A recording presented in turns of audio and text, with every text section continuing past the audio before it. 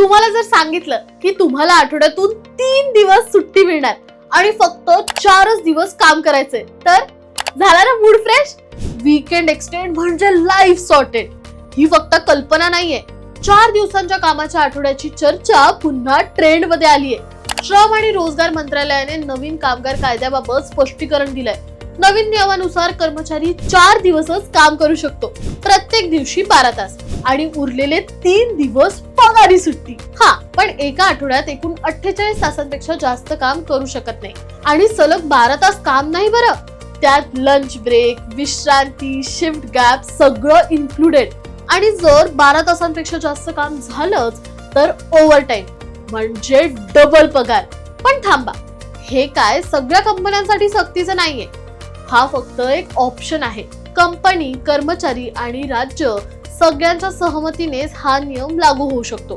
काही ठिकाणी 5 दिवस, काही ठिकाणी 6 दिवस, तर काही ठिकाणी 4. म्हणजेच 4 दिवस कामाचा आठवडा पॉसिबल तर आहे, पण कंपल्सरी नाहीये. आता खरं सांगा, तुम्हाला पण 3 दिवसाची सुट्टी हवी आहे ना? कमेंट करून सांगा. आणि अशाच भन्नाट अपडेटसाठी फॉलो करा जबरी खबरी.